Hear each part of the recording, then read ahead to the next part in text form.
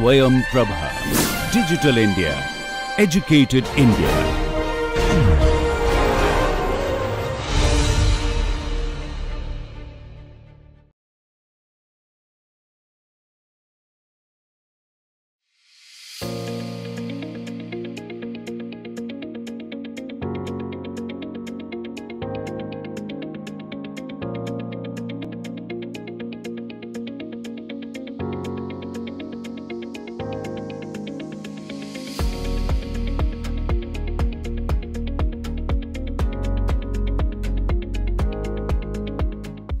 Hello everyone, I welcome all of you back to the course on Sociology of Resource Management.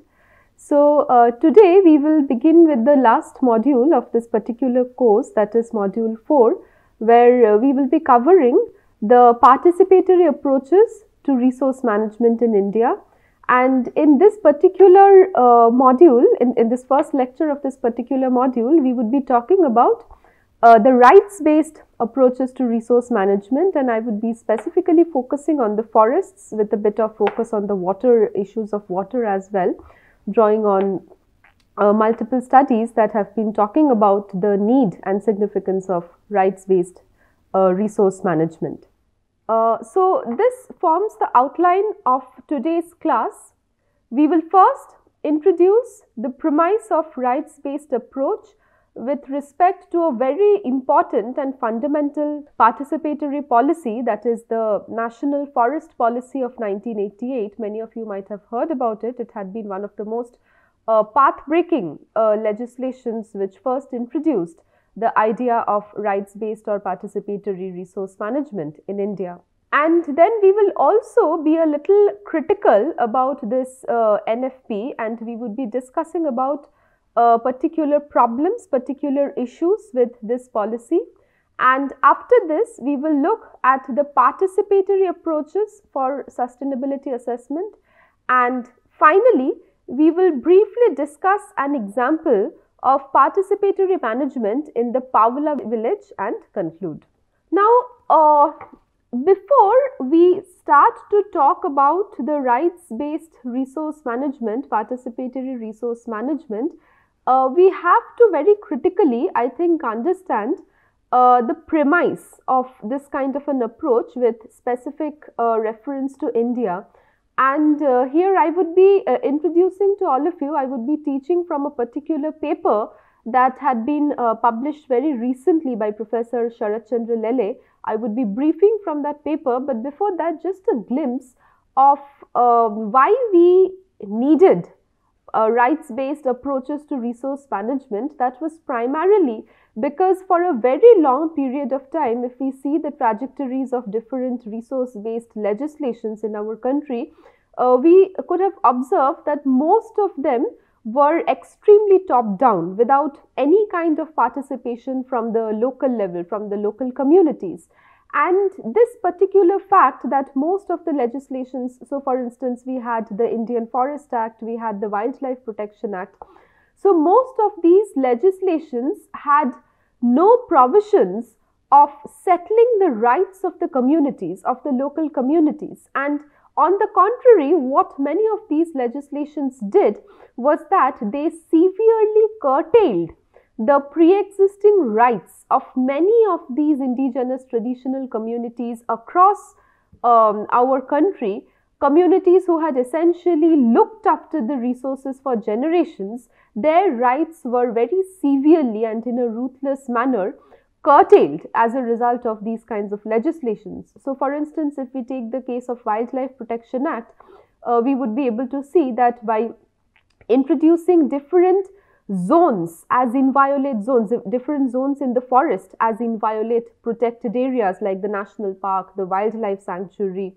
So these creation of these zones essentially meant that all kinds of human livelihood needs, all kinds of human needs, their presence in the forest areas would be completely debarred, would be completely excluded. So the human communities, as we know that a lot of tribal communities, for instance, are dependent on the forests for their own livelihoods.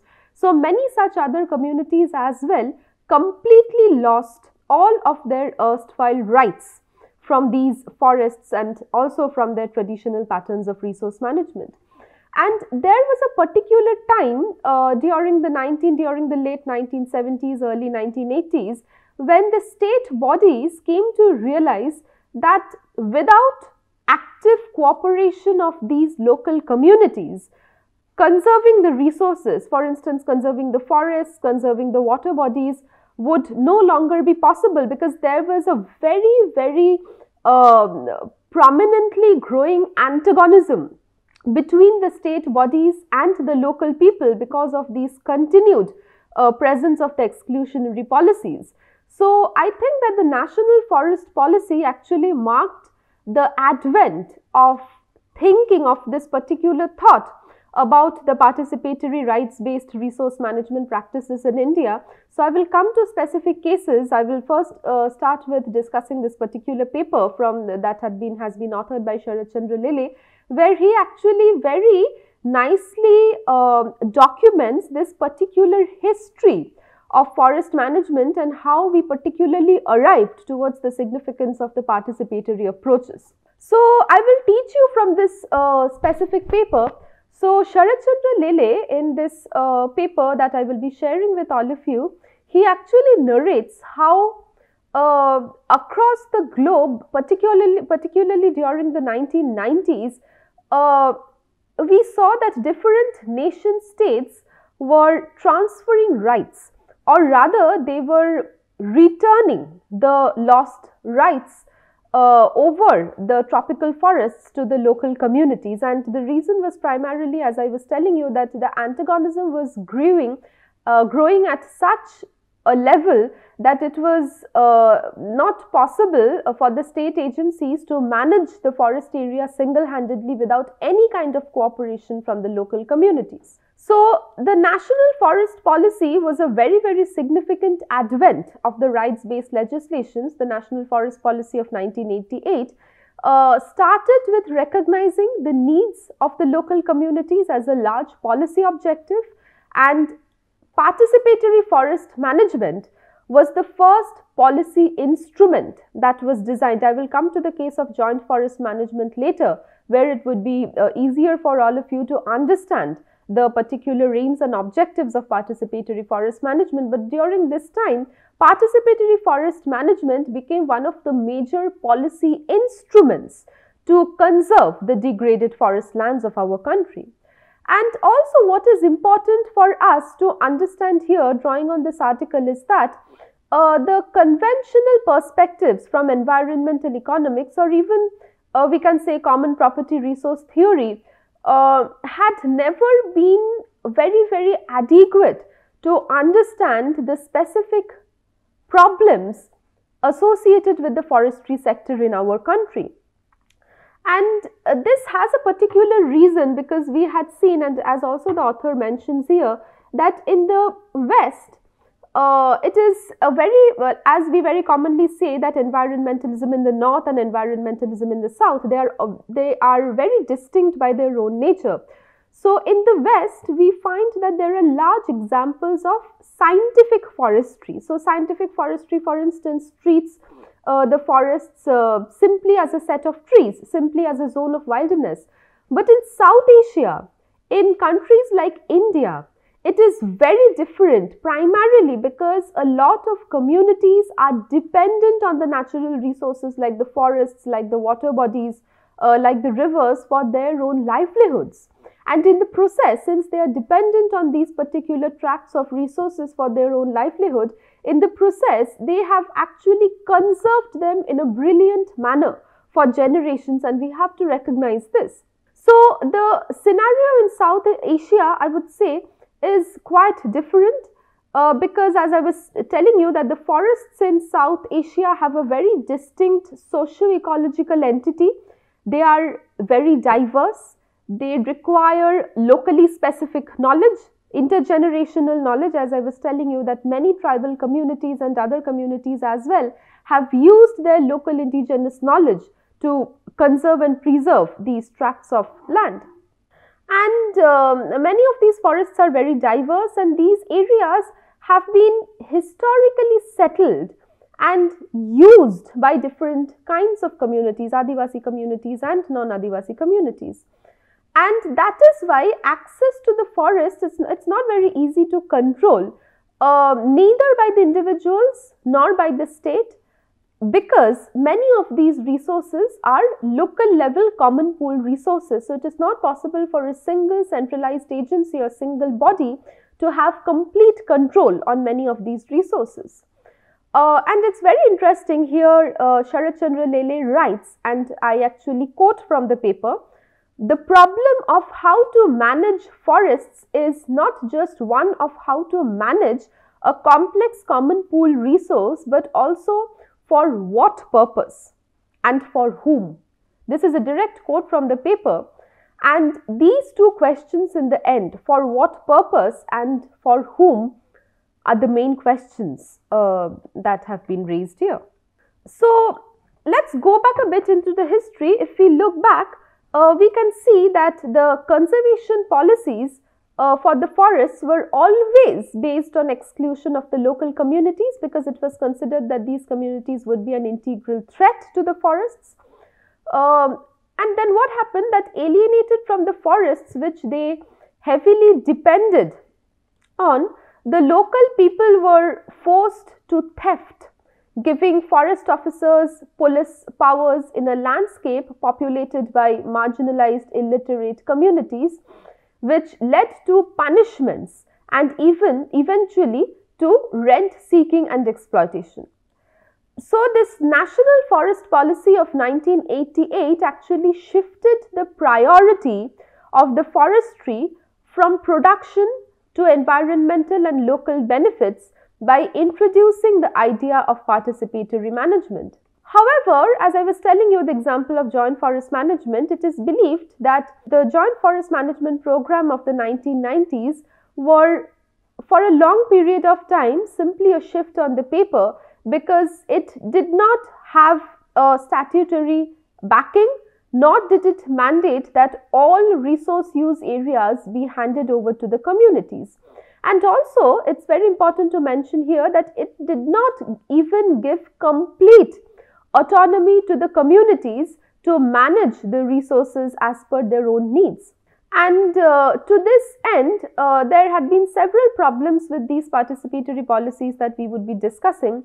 The process of forest nationalization was problematic for different reasons, and it was problematic not only because it deprived the communities of access to the forest, but also because they deprived them of their rights to habitation or cultivation. So there was one very important rights-based legislation that was passed sometime I would say that some years after, several years after the advent of joint forest management. So this was a historic legislation, the Forest Rights Act of 2006. And this act for the first time recognized the rights of the forest dwelling communities, the tribal communities, as well as the other traditional forest dependent communities who are not tribals. And this kind of participatory legislation, a typical example of a rights-based approach, the Forest Rights Act, witnessed, if we see the entire process before the implementation of this act, we will be able to visualize that this act witnessed a lot of resistance, bureaucratic resistance, because the Forest Rights Act in spirit substantially devolved away all kinds of powers from the state bureaucracy. And here, for us to foreground maybe concerns about social justice and equity, we have to take a kind of a political ecology perspective here, which questions the assumption of a neutral and undifferentiated public-minded state. So we have to remember that the state is not a monolithic entity, and the kinds of ways in which it makes this process of bureaucratic resistance is actually very important if we are to understand the politics of rights-based legislations in India. Now, given the changing times, also the revision of our forest policy in 1988, something that we visualized, the first advent of this National Forest Policy, this was long overdue. And there was very recently, a couple of years back in 2018, a new draft forest policy which returns in large ways to the state managed forestry of the 1950s. But as the author says, and I am still drawing on Sharat Chandra Lele's paper, that there had been a major neoliberal turn to this particular draft National Forest Policy of 2018, the particular amendments that had been made. Now, still we can find that India's diverse forests, which provided livelihoods to so many people, are completely under threat. And these forests provide very important MFPs. They provide firewood, fodder, bamboo, and a variety of other goods. They also help the downstream population by regulating streams, flows, sediments. They offer biodiversity and carbon sequestration. But the new forest policy, however, focuses on how the forest land can be diverted for different kinds of activities, different kinds of capital-oriented activities, different kinds of activities like dam construction, mining, agriculture, etc. And if we remember about the Imperial Forest Department, which was the sole owner and defender of the forest estate in the colonial times, they were actually focusing on the same. They were focusing on optimizing products and profits for the benefit of the state. And this particular revision of the National Forest Policy of 2018 actually reminds us that the post-independence policies, forest policies, instead of focusing on this kind of rights-based approach in spirit, they are still continuing with the statist approach. And we still see that forests are viewed only as a source of raw materials for industry, while the local communities are completely exploited for cheap labor. Now, this 1988 National Forest Policy, which marked a paradigm shift, recognized the multiple duties of the forests and prioritized environmental stability over revenue maximization. It also stated that the primary charge on forest products must be to meet the requirements of the forest-dependent people. And furthermore, the policy also emphasized people's involvement in forest production and regeneration, recognizing the limitations of the state-managed forestry. Subsequently, joint forest management was established in 1990 to put the concept of public participation into practice. But what began this, I would also be coming to the critiques of joint forest management later.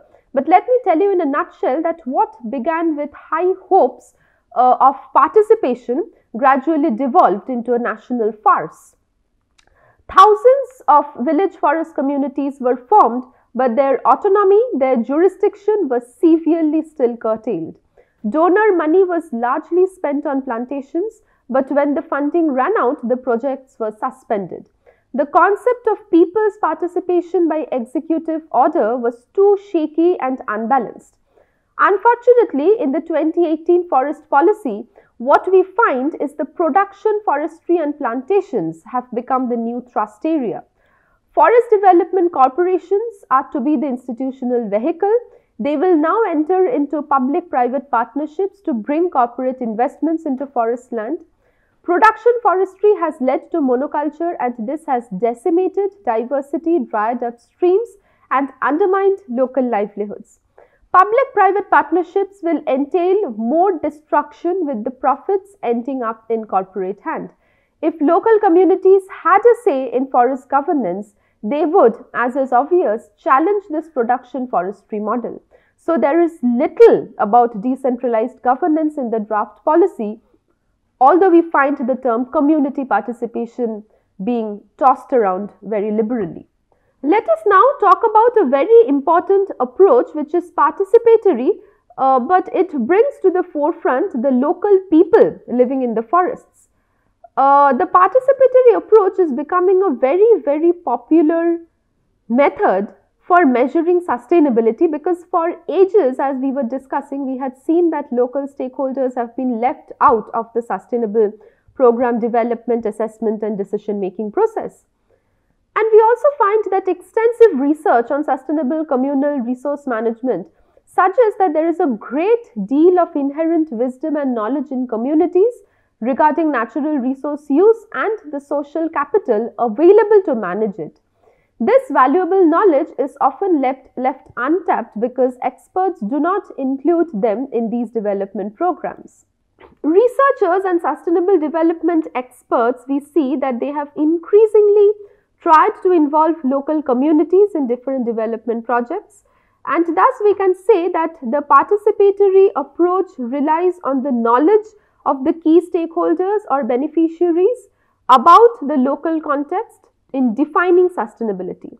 And it must be remembered that local communities may not have the knowledge of or access to monitoring data that are instrumental to robust assessments, but involving local stakeholders in different kinds of development projects has to be treated right now as a basic human right, because local communities may have different perspectives and opinions on the utility and success of these projects, the sustainable development projects, and these differences would actually help to indicate implementation weaknesses or limitations where improvements can actually be made.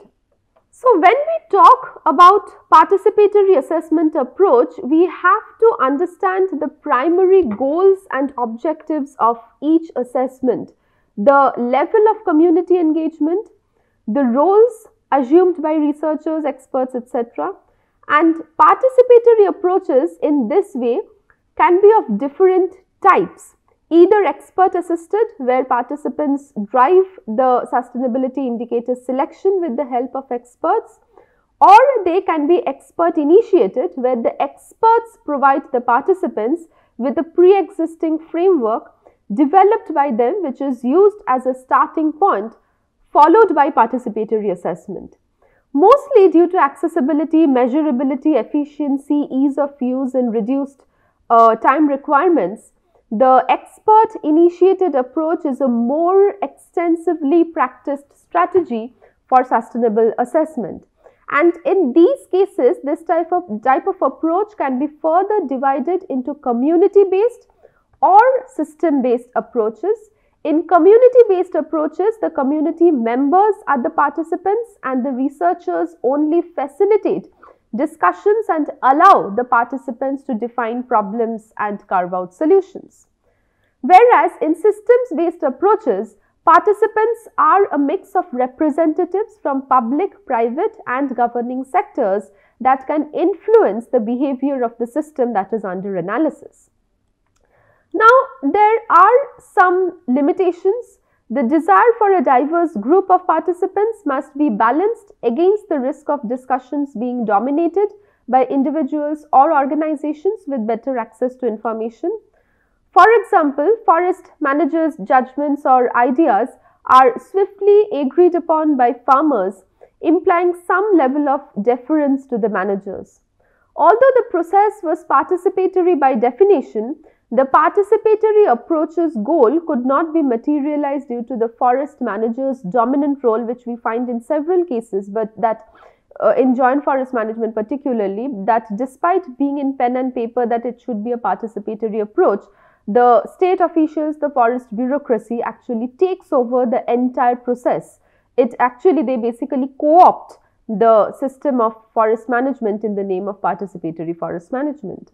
Now, there is also a very critical role that the researchers have to play here, because the researchers should assist multiple stakeholders in comprehending the system dynamics, in defining the stakeholders' roles in the decision-making process in order to secure compliance and trust in different kinds of management strategies. And community, we would always say that community engagement in decision-making process has a very positive impact on increasing the sense of ownership, right, and ensuring social justice among community members about different kinds of assessment, sustainability assessment. Now, let us explore one particular case study that documents the experiences of canal repairing of the Pawala tank through participatory irrigation management in the Nandurbar district of Maharashtra. So, this study highlights the approach strategies used by the Development Support Center and the many lessons to be learned from this field experimentation and implementation. Now, irrigation water is particularly viewed as an economic good in participatory irrigation management. The goal of participatory irrigation management is to decentralize water management while allowing the local community to have a very strong role in not only management but also control.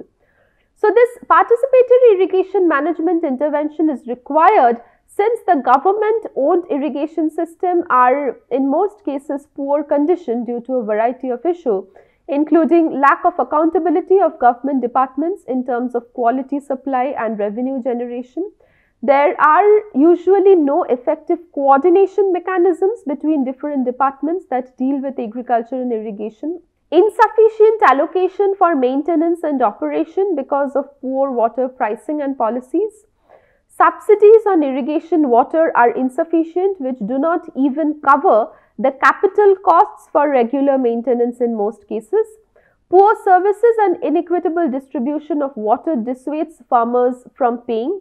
Inadequate irrigation water availability at the lowest outlets, low yields that occur because of ineffective water use technologies. Now, institutional constraints such as centralized control and top-down approaches usually make it very difficult for departments to communicate with farmers and respond to their demands. The key to repairing the sector's flawed functionality in this case, it's a very useful example, is community participation involving the stakeholders. Increased management incentives, accountability, agricultural and commercial production, and cost recovery are all possible with a decentralized approach to water resource management and governance.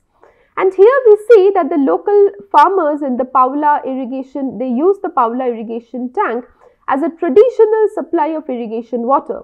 The farmers claim that there were no problems, absolutely no problems 6 to 8 years back, and that there was adequate water. But in the recent years, inadequate maintenance and the lack of understanding of the canal infrastructure have resulted in massive water losses. Their cropping pattern has shifted in response to water availability. For example, farmers switched from water-intensive crops like wheat to less water-intensive crops like coriander, mustard, and gram during the Rabi season. The DSC initiated the Community Interaction Intervention model with participatory rural appraisal exercises conducted throughout the potential project regions. A community mobilization focused group was developed along with water users association committees in the earlier stages of the project to identify and understand the needs and objectives of the farmers. This is to give you a sense of how very effectively community-driven approaches, participatory approaches can be made to use. The main motivation for the project intervention was to speed up the canal rehabilitation work due to weak infrastructure and a wasteful canal network system. Participatory walk surveys were undertaken by the DSC team, WUA and farmers to identify the problems and their extent. While the money was spent on actual labor, the DSC and the WUA acquired confidence in their ability to work together on these projects. The process of community governance was taught at first, but as participation increased, the process of community governance was tough at first, but as participation increased, so did a sense of ownership and a sense of common responsibility and accountability. The team discovered that community participation exceeded expectations. The WUA satisfied the needs of participatory irrigation management while also creating a model, a general model for collective community government. The cleaning of the canal network and desilting of minor canals and distributaries led to an increase in irrigated area under the canal system, shift in cropping patterns, changes in farm input including high-yielding varieties, and an increase in productivity and total production. The cleaning of the tank canals benefited all the existing farmers, including the tail end users. A more equitable distribution of irrigation water was also noticed. Previously, farmers from Paula village were only growing coriander due to lack of irrigation water. But in the year when this observation was made, they had planted wheat as well. Among the social impacts, there was a rise in farmer unity as well as participatory irrigation management. WUAs who were in charge of monitoring the restoration worked well together to ensure excellent governance in the irrigation system. Thus, this kind of a participatory management approach shows that efficient operation is possible through decentralization and collaboration between the communities and resource user institutions.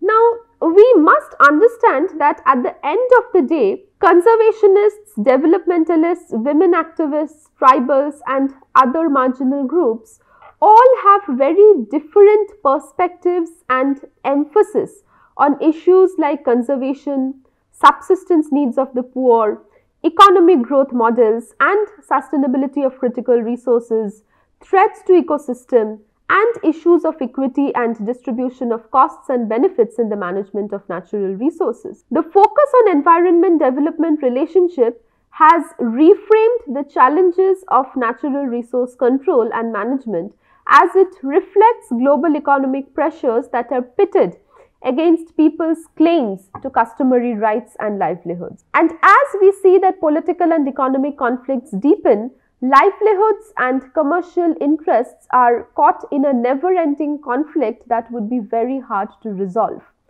Various natural resource management approaches have been outlined over time, both formal and informal arrangements, to support participatory processes on the basis of efficiency, involve local people, and building a partnership between the state and the community through appropriate institutional arrangements. Several institutional arrangements can be found within the agenda of decentralized natural resource management, including self-initiated user groups, formal community groups established through government initiatives like the Joint Forest Management or Watershed Management, and institutions of local self-government like the Panchayati Raj institutions. The relevance of community management of local resources has grown as it is intended to protect the livelihoods and lead to more sustainable resource management, as sustainability has actually become a buzzword nowadays. Another common argument in support of community-based natural resource management is the indigenous knowledge of the women which are anchored in specific community or culture, and I quote a very powerful excerpt from Vandana Shiva's work here, who argues that developing world women, tribal and peasants act as intellectual gene pools of ecological categories of thought and action. So women's responses, in many cases we have seen that women's responses to environmental challenges are actually mediated from their everyday experiences, their livelihood systems, their labor division, and also several experiences, unwanted experiences, unequal access to productive resources, but also from their very discrete knowledge and information. So local non-governmental organizations have attempted to develop alternatives for managing the local resource base, tying gender equity to issues of social justice, poverty, and indigenous people's rights. Local communities have a larger stake in the sustainable use of resources and are better positioned